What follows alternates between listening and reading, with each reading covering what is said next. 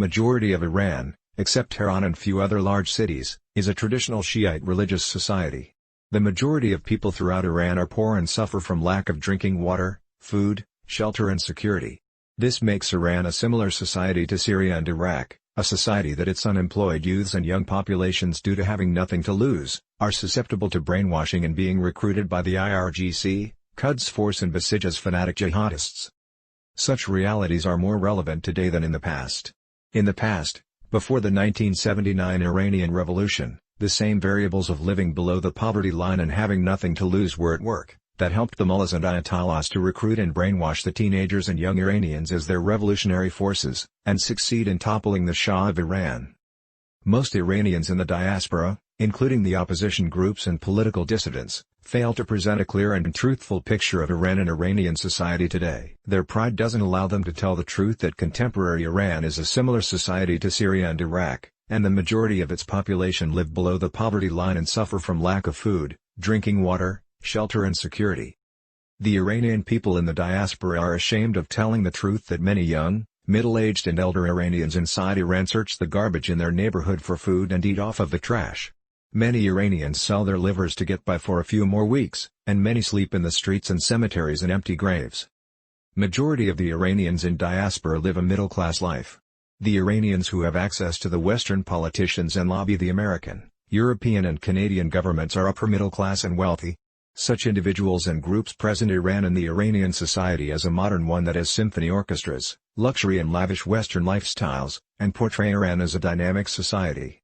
For the past 40 years, such misrepresentation and systemic misinformation have been responsible for the longevity of the Iranian regime. In relations to the failed Iran policies, the United States doesn't have an embassy and consulate offices throughout Iran.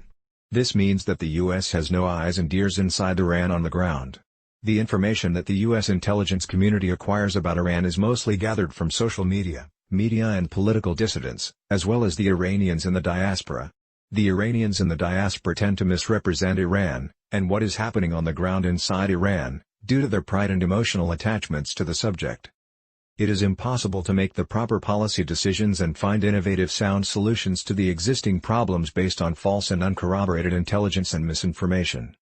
Iran and Iranian society today, as well as the Iranian people inside Iran, are hardly any different from the people and culture of Afghanistan, Iraq, and Syria. They face the same harsh challenges and environment. Tehran hardly represents Iran. The major cities of Iran hardly represent the Iranian people, society and culture. To understand Iran and Iranian people, one ought to focus on getting to know the rural Iranian people in the villages and small towns. The rural Iranians form the Iranian regime's base.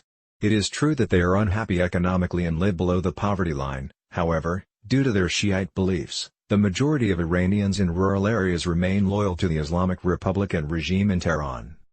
The only Iranians from rural Iran who are not loyal to the regime in Tehran are the Sunni Kurdish Iranians, Arab Iranians, Baluchi Iranians, and Turkmen Iranians.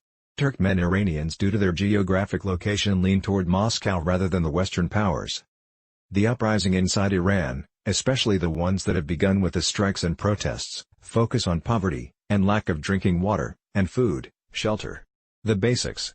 The next uprising inside Iran will highly likely be the uprising of the majority of Iranians who are hungry and poor, against the minority who are extremely wealthy and belong to the inner sanctum of the regime and IRGC. The next uprising inside Iran will highly likely be more similar to that of Marxist revolutions of the poor and labor against theocracy and oligarchy, rather than an ideological revolution that is founded upon the pillars of human rights, freedoms and civil liberties.